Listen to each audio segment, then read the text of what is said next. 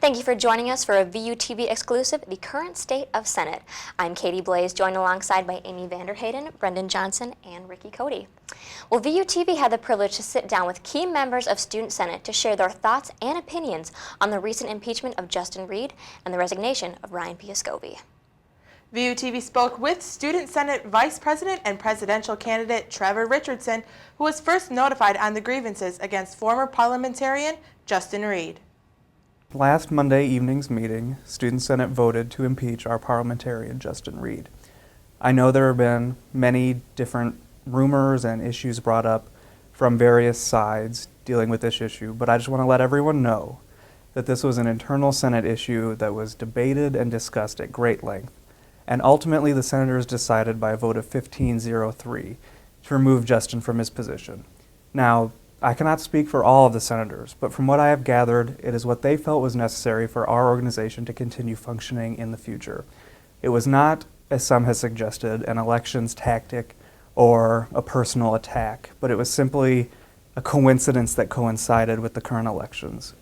The grievances filed against Justin Reed and Ryan Piascovy occurred before any candidacies had been declared, and the timing of it occurred once they had already declared their candidacy. So that's where some confusion has come from. But I just want everyone to know that Senate did not take this decision lightly, and there was over an hour and a half of debate on both sides of the issue, talking about whether or not they felt that Justin Reed should be removed from his position in order to serve our organization in the future. The senators brought up attendance and negligence of duty in their rationale for his impeachment. Ultimately, the decision was split into two separate issues focusing on attendance and negligence of duty, with the attendance vote failing to pass. And then the senators moved on to focus on negligence of duty, where they focused more on his lack of involvement, if you want to say, with our organization, sort of an absent-minded approach to the meetings. I mean, I'm sure many senators can clarify their personal reasons and their personal understandings of negligence of duty, but as the chair of the meeting, from what I heard, they seem to feel that over the course of his time as parliamentarian, he has not lived up to the duties as outlined in our Constitution and bylaws. The Senate operates under Robert's Rules of Order and parliamentary procedure, so the parliamentarian serves to advise the Senate and the executives on those rules of operation. So, for example, if a senator has a question on a particular motion or a particular way of going about bringing up an amendment or how many votes are required for a certain issue, that's where the parliamentarian would step in and clarify. In addition, the parliamentarian serves to, kind of advise if the meeting maybe gets out of hand in a sense. So as chair, I run and keep the meeting moving in a correct order, but perhaps there might be some issue that raises concerns. Senators perhaps get unruly, and as the vice president, there's only so much I can do. So maybe at that point, the vice president or the parliamentarian would step in, and say, "You're not following the rules. This is how it has to be outlined. This is how it will go to keep order." There were also grievance charges filed against Senator Piascovy.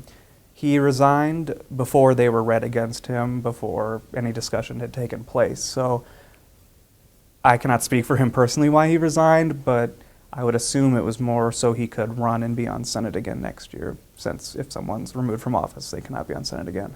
My involvement in the grievance process constitutionally is they're submitted to me in writing, whether it's paper or email, and then I have 48 hours to inform the grievance committee that they need to meet and investigate the issue, and then I have to personally inform the accused. So Justin and Ryan were both informed the Thursday before spring break that grievance charges had been brought against them. So any idea that they just came into the meeting and it was like, surprise, there's a grievance, that's just not true.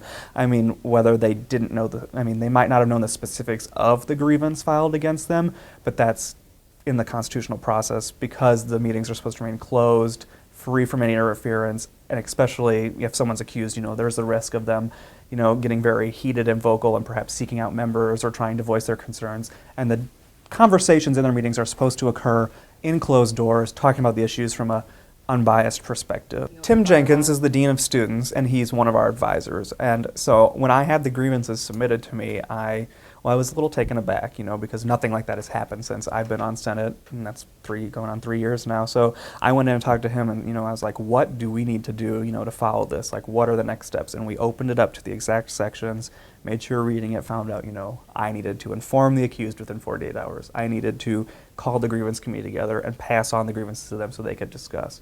But also I had to inform them, it wasn't a black and white issue. The bylaws and Constitution are a little vague. It makes it seem like it's an impeach or not impeach issue, but they were informed that it was not. They honestly could have done anything from a slap on the wrist to removing someone from their office. But I informed them, they had to assess the duties of the parliamentarian in accordance with the grievance filed, and they had to come to a conclusion themselves on what they felt was the appropriate action. That's why Senator Piascovi's grievance was not an impeachment grievance. The grievance committee examined the issues and developed a plan of action that it thought was appropriate per the grievance filed. So there's, this misperception, that Senate came in and was like, 1 minute, surprise, we're voting to impeach you, no thought. The grievance committee met 2 separate times for at least an hour each time, one before spring break and one after to discuss the issues. So it's not, they didn't just meet 5 minutes before a meeting and come up with a decision. They debated, they discussed, and ultimately voted on it to bring it forth to Senate. After the Student Senate meeting on March 24th, VUTV was able to get an exclusive interview with Student Body President Alex Uryga, who would decline to comment up to this point. My general comment would be that there has been an impeachment and a resignation in which Student Senate has followed and upheld the bylaws and the Constitution of the Valparaiso University Student Senate. Justin Reed was the person who was impeached, and the senators felt that he neglected his duty as the parliamentarian of the Student Senate. I did not vote in the impeachment process. I guess with elections, if anyone has any questions, comments, concerns, they can contact Catherine.Skotkowski@valpo.edu, as was mentioned in her report. And in regards to myself being involved with elections as running for vice president of the student body, be on the lookout for campaigning by myself as well as fellow candidate Trevor Richardson, who's running for president of the student body. Professionalism or an attack on character? I spoke with Kiera White, the chair of the Grievance Committee for Student Senate. White simply said this was nothing personal, but simply a part of the job.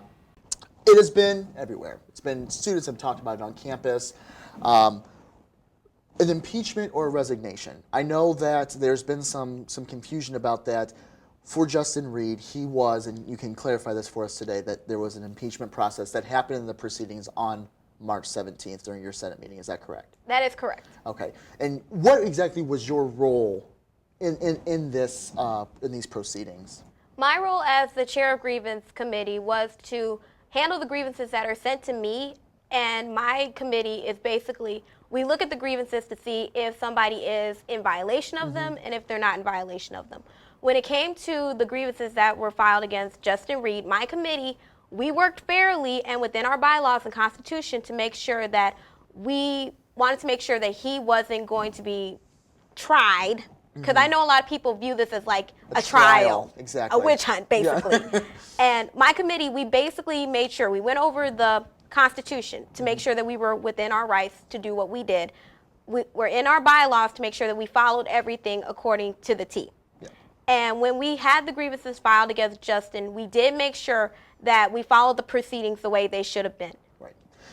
And you can elaborate as much as you want. I don't want you to talk about you or anything that might feel uncomfortable or something you can't say. I totally understand that level of confidentiality that exists within Senate. Yes. When a grievance is brought to you on the part of a Senate member, is this coming by one particular person, or is it brought to you by multiple people in this case? Well, I actually am not going to talk about the number of people who filed the grievance, but when a grievance is brought to the grievance committee's attention, the vice president has to be aware of the grievances as well, and it's his job to inform the people who have been grievance that they have been grievance. Right. And then the proceedings happen. When did they happen? On the 17th? Like when? My thing is I believe this is in your Constitution or your bylaws as well, as I went over it, that there's a certain amount of time that must be available in order for a grievance to be brought to you. Yes. So this was brought to the attention of the vice president well before this meeting on the 17th. Am I correct? Time-wise or? Time-wise, it was brought to his attention way before the 17th because the grievance notification to Justin Reed and Ryan Piascoli was given to them the week before spring break. Awesome. Okay, perfect. So what piece, I know that this was talked about, of when they came to you, when the grievance was brought to you, it said that Justin had violated X, Y, and Z, or in this case, X and Y, which we found out, or has been rumored to be, attendance and negligence of duty. Was it both pieces that eventually led to the impeachment of Justin Reed, or was it one or the other? It was both. It was both of them. It was both of them. And that was a with the grievance committee, the grievance hearings are closed. Am I correct? That is correct. So not all of Student Senate was there, or it just wasn't open as a public forum? Well, this was mostly between Student Senate. And the thing is, with the negligence of duty and the attendance, the grievance committee, they reviewed when we got the grievance, and it was, I'm sorry, I'm blanking a minute. For the grievance committee, we looked at the bylaws and we looked at the Constitution and we looked under what happens when somebody is grievance. Right. So when we looked at the Constitution, and I would quote you exactly what article they can find it under, but it is available on the Student Senate website. Right. So if anybody is interested in looking at the bylaws or the Constitution, they can easily go there. Yep. But when we looked at the bylaws and the Constitution to see what happens if somebody is grievance, we look at what are the repercussions for it. Yep. And in the case of if an executive member or a Student Senate member is found to be not doing what they were supposed to be doing, then impeachment can occur, especially if it is negligence of duty or a couple of attendances. Right. Okay, awesome. So what is next for Reed? According to the bylaws, he can no longer run for any additional Senate positions, and it makes him ineligible to doing so moving forward. There's this rumor of petition. What moves forward with him? Does he have an ability to kind of petition Senate to allow him to rerun, or? See, I really cannot comment on that because I only handle the grievance proceedings. So when it comes to everything else that I've heard, I cannot comment because I really can't give an opinion on that. But does he? There's no sanction from the grievance hearing that says that you can't have a petition. If that were to be true, there's no rule that you would have set or your committee would have set forth, or that's in the bylaws that says that he can't do that. Like I said, I can't comment on that. Okay. Well then, so since we're not talking petition, have you heard as well that he was moving forward with that? That he did make aware to the student body, as well as he made the announcement during our Student Senate meeting last night. Okay. So when this meeting was going on and Ryan Piascoli had resigned from his position, was this a direct correlation with, in his opinion, or in what it seems to be, what would be put in your whatever word you choose, whether it's unfair, wasn't right? Did Ryan step down as a result of that, or were there other ulterior motives for him to step down? Well, Ryan had a grievance filed against him as well, but as for him stepping down as a senator, that was something I did not personally see coming. Oh, okay. And for him to have resigned, that was by his own free will. Now, Awesome. if there were ulterior motives, I do not know about that, nor can I comment on what he had going on in his mind. But like I said, I can't comment on what he does as a person. Right. So in the past, has this happened? It seems like this is a very, very big story. Does this not happen all the time in terms of the impeachment process? I get that the grievances may be brought to your attention, and we all have our internal conflicts within our organization. But has this happened in the past while you've been in this position, or do you know maybe in the history of Senate if it's happened in the past? I know in Senate history it doesn't happen often. It happens like maybe once every 5-7 years. Yeah. But for this to have happened now, it's actually shocking because most people, if they are a senator and they feel as though like they don't want to be a part of Student Senate anymore, they'll just resign on their own free will. They probably won't even tell anybody. They'll just stop coming to meetings. So when the grievance committee was called for the first time, it was a shock to everybody, including me, because I honestly didn't think I would have to be chair of grievance committee. I thought it would just be a title for me. Yeah, not like you have to actually act in the position at all. Yes. So you can say that it was a shock amongst the entire student senate that it got to where it needed to be. Yes. In your opinion, and this is just you as a member of Senate, could this have been prevented? Could we have not have had this breaking news story? We could have you guys have handled it internally, did whatever. What was there steps that either Justin could have done or the Senate could have done to make it just handle, you know what I mean? Mm-hmm. Like, I feel like the reason why rumors spread oftentimes is because there's this message from student to student, and that people are just getting the words kind of twisted as we begin to progress into any type of news story that breaks out, whether it's in Senate or in VUTV or anywhere on campus. In your perspective, from Senate's perspective, was there anything that they could have done? Well, I'm not going to speak on behalf of Senate, but I can definitely speak on my behalf. I believe that maybe something could have been done to where the situation didn't have to end up like this, but you know what? Fate is very funny, because even if you think something could have been handled differently, it's not always going to be handled the way you expect it to be. So, is everything still on plan with Senate? Do we still see elections come April 1st? Is everything right where it needs to be, even with what is going on internally now? Internally, we're doing okay. Election-wise, I can't really comment on that because I'm not a part of the elections committee, but if you ever want to get in touch with the chair of the elections committee, which is Catherine Skotkowski, anybody can email her, and if they have questions, she'll be free to answer them. And that's her jurisdiction, just like grievance is my jurisdiction. Awesome. So, and maybe, I don't know if you know this, and this might be, like I said, something that needs to be directed to her. If someone meets the qualifications to run for president of the student body, can they still kind of jump in the ring at this point, do you know? Or is it pretty much just Trevor Richardson running unopposed at this point? You might have to talk to Katie about that, because like I said, when it comes to the elections proceedings and everything like that, I personally am not in control of that. Catherine is your woman to go to. Awesome. Again, we'd like to thank Kiera White for joining us, and thank you so much for your time. I know this has been, like I said, a crazy week for you, and I cannot thank you enough for stopping in and talking with us, okay? No problem, and I also just wanted to reiterate that this is not an attack on Justin Reed's personal character as well as an attack on Ryan Piascoi's personal character. This is about professionalism. Justin did not do what he was supposed to do as the parliamentarian, which is why in the workforce, if you are hired for a job, you're supposed to do that job in accordance to your contract. Right. And in this case, if you don't do your job, you face the repercussions. And I want people to understand that this is not Senate attacking Justin Reed's personal character.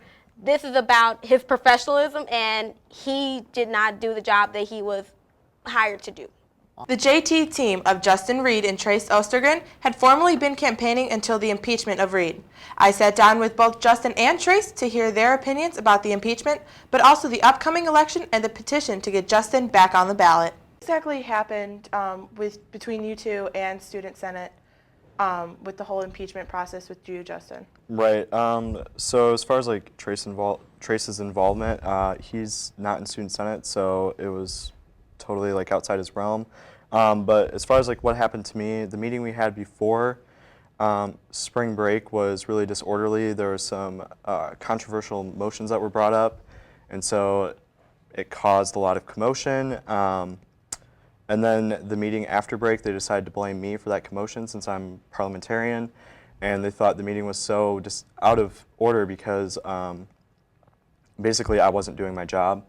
And so essentially, I didn't really have control over how the meeting was conducted, but they decided to blame me for it, and it worked because I was impeached. And so that impeachment made me ineligible for the election, even though I was already formally campaigning with Trace. And so, yeah. All right, and what were the charges or grievances brought against you in this situation? So essentially what I just mentioned, the incident before spring break, I think really triggered someone filing a grievance. But as far as any other additional charges, they cited general declining performance, and they said that was something evident since last semester, even though no one confronted me about it. Otherwise, the grievances weren't there weren't any other specific incidents cited. They voted against impeaching me for absences and just decided to focus solely on negligence of duty, even though the Student Senate Constitution actually defines negligence of duty as absences or abuse of power, and there was no discussion of abuse of power, so they just took a very lay definition of negligence of duty and decided to impeach me on that. Along with that, do you feel like the process was handled correctly by the Student Senate bylaws? I think so. Obviously, there was 2 different articles that came out in the Torch. My impeachment, the process was handled perfectly fine, but as far as like what happened with the elections, that's totally different, and I don't think that was handled properly. All right, and getting to the elections now, you guys have a petition out. What exactly is the petition for? So the petition was essentially to allow me back on the ballot.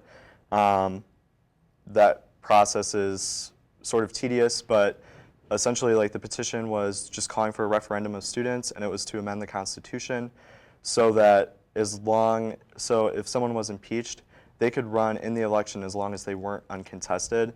So if there's a competitor in the race, I'd be eligible to run, and then students could just decide who they want. The petition is finished. We turned it in yesterday about 12:15. Had 558 signatures, and so that was fantastic. And we're just waiting for what the next step is. And do you know the process after? Like, you've gotten the first step done. Do you know of the second step yet? Essentially, I'm going to bring it to the Elections Grievance Committee. I'm hoping the amendment that's being called to a vote is on the ballot on April 1st.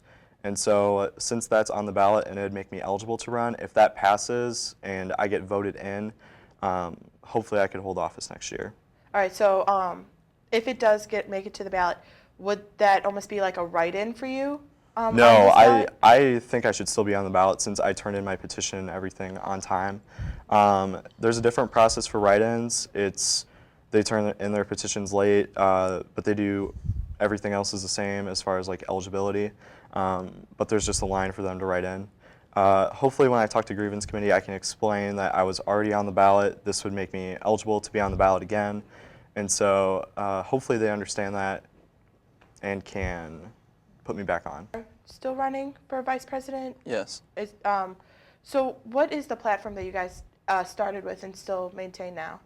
So the platform that was devised, formulated in the past, pretty much past month or two between communication with Justin and I, and we honed in on sort of our top 10 or so issues that we want to go after in terms of implementing things or changing things, making them just improving whatever if it might be an issue or a particular program or organization on campus. And so on our website, we actually have all these objectives and goals listed, and then a short little blurb explaining what exactly is the problem and what we want to do to correct it. Something, for example, we want to work closely with dining services, and mainly in terms of like a consultation route, and bring in a lot of like student input. And so we can do that by doing surveys on campus. Also, mainly through like email. So if we send out an email to the student body and we ask them, what exactly do you like? They can give recommendations. We came up with a great idea during the Taste of Valpo. And so on campus, once a year there's a Taste of Valpo, and so a lot of the local restaurants will come in, and students can go for free and taste products and stuff that local restaurants have made, and turn that into sort of a contest. And so let the students rate those restaurants, and the restaurant who has the highest rating, or say the most likes, will then be offered the chance to display that product or sell that product in the union, maybe Founders or the cafe, once a week or twice a week. And that'll bring in something different, and then also something the students really like, and we can prove that they like it because they voted on it. And a little bit of change with the food offering, which is a major issue with students. All right, and Chase, you're not a part of Senate right now, correct? No. All right, what made you want to run for vice president of Student Senate? Well, my past 3 years here at Valpo, I've had a lot of friends and acquaintances that were involved in Student Senate and also other organizations, and got to get a pretty good feeling of how it operates and what their responsibilities are. And I found those responsibilities to be pretty unique, and they have a lot of potential to do a lot of great things on campus, and in terms of improving things and such. And so I thought that was the organization that I want to be affiliated with, and mainly through a leadership position that I'm campaigning for currently. Okay, and this election, it's only the second election that I've seen. It seems like it's getting a lot more popularity because of articles, because of you guys being so active on social media. Are you guys liking the way that the students have kind of taken an interest in this election? I definitely feel like students have taken a lot more interest in this election just because the incumbents are running again, and then also, there was a lot of media coverage as far as like me being in the election, and then obviously being impeached and then ineligible to run. And so students have really taken notice of that and really started thinking like, if there's going to be change on campus, we're going to have to vote it in. It's not going to come any other way. All right, and finally, is there anything you guys want to say directly to the students that maybe they haven't heard from you guys about yet? Definitely check out our website, justinandtrace.com. On Facebook, it's Justin+Trace. And then on Twitter, it's @JustinandTrace. On the website, if you're interested in what the amendment's going to be, you can go there. The second button down says click to sign the Justin Reed petition. You don't have to sign it. You can just read it, see the amendment, and what it's hopefully going to do. And then also definitely check out our mission page on the website. You can read our full platform is posted there, and that'll give students a good taste of what we want to bring to Student Senate next year. As one can imagine, the events over the past week have put all of the student senators at the center of attention. VUTV was able to speak with Senator Nathan Hopper about his thoughts on the impeachment process and President Alex Uryga's response. It wasn't heated. It was a lot more calm than I thought it would, because I was going into it very nervous, thinking it was going to be World War III.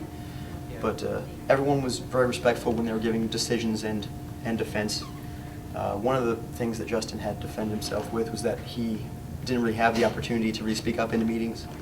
But then there was an incident in February with Senator Piscovi bringing forward the resolutions that's in a couple of the media outlets.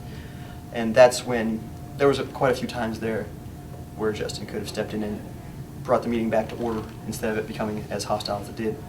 And that was one of the main things that the voting body, the governing body, thought that he wasn't performing as well as he should have been. I think the meeting, going into it, I was surprised that as many people were there as I thought. But I think the meeting went very well. It was very smooth. President Uryga's responses, I think, were sound. I think the whole thing with the media in general was just lack of communication or miscommunication.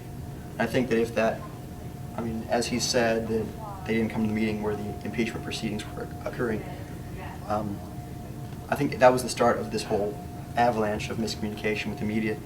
And transparency is always a good thing, at least in my opinion, that transparency is probably the best way to understand the truth.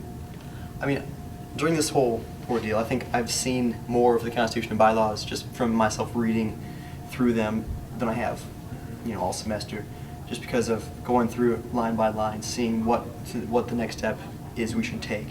And I know the grievance committee had to follow that verbatim. So they met in closed session, they gathered the evidence, they announced to Reed and Piscovi that they had a grievance filed against them. So everything, I think, has followed the Constitution and bylaws very well. And there's a lot of ambiguities in the Constitution and bylaws that need to be figured out, because like I said, this hasn't happened before in a long time. So we've never had to dive this deep into the Constitution and bylaws in a very long time. So it's a new process for everybody, but based on the experience of just reading through and seeing what the next step is, I think we did that very well. After conducting our interviews, VUTV uncovered new information about the eligibility of candidates Reed and Ostergren. In a statement made by Catherine Skotkowski, head of the Elections Committee for Student Senate, she says, "The Election Committee met on Monday, March 24, 2014, to discuss a possible disqualification for vice presidential candidate Trace Ostergren due to early formal campaigning.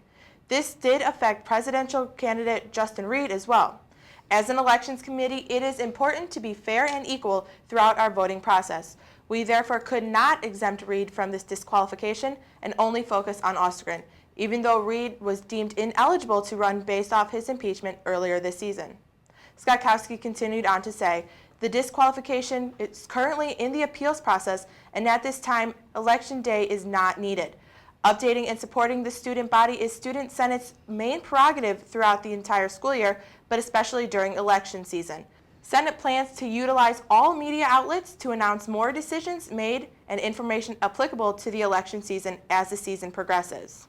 You know, guys, the part that Catherine Skotkowski is alluding to having to deal with this possible disqualification is in their Constitution under bylaw XXIV, Section D, Clause 1, which says that they cannot do early campaigning, which they are citing as Justin and Trace's website, their J&T team website, as early campaigning, which they say started March 16th, 2014, and they had started the date that they can start formally campaigning as March 18th. So it was 2 days earlier, which gives them that unfair advantage that they disallow according to their Constitution. Which at this point had all been rumored. Like, we had heard via word of mouth on campus that this was the case. And this idea that there's a fair playing field for not only the student senate members who can apply for such position, but as well as for the student body. And so I think based on the conversations and the interviews that you've just seen, what has been, and as Kiera mentioned, what has been just a simple, could have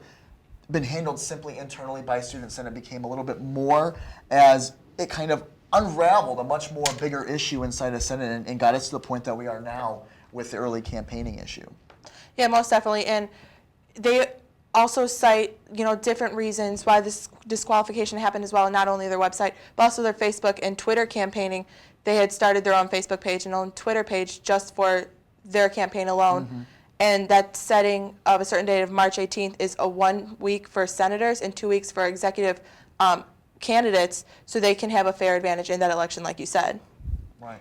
It's been a long time since Student Senate has had an issue come up like this, an impeachment and a resignation all at one point. So it's been really interesting to see how the whole process works and just kind of learn about how Student Senate runs on our campus. Right. Yes, and it's been a learning experience for all of us here on campus, especially after talking with Nathan Hopper and how even the members of Student Senate have been learning and going through the bylaws and Constitution. This is not something that usually happens at Valpo, and it's something for us all to learn from, I think. It is. It's a huge, it's even from Alex's perspective on and being a presidential figure, I mean, pursuing a career in politics, you're going to be dealing with the media in all forms, TV, newspaper, the radio at all times. So this has been, even from our perspective, I mean, for us to kind of be jumping into this and what would be the best way and who to contact has been a huge learning experience for the media organizations, as you mentioned, as well as the people who this is involving. And so I think we can take from this a chance for us to kind of really understand our position as student media organizations and understand our Student Senate's position as running the student body. But obviously, as the day goes on, we get more and more information regarding where the Senate is standing, things that are happening internally. We've obviously been following this from the very beginning. Once we heard word of it, of course you can stay with us all the time on air and online for the latest on this special report. We will bring you the latest on this in a special VUTV presentation later on this week, as well as on our Shield, which airs on Wednesday. Be sure to follow us on Twitter and like us on Facebook at Valpo VUTV. Again, continuing coverage right here on Channel 82 and online. Have a great day, Valpo.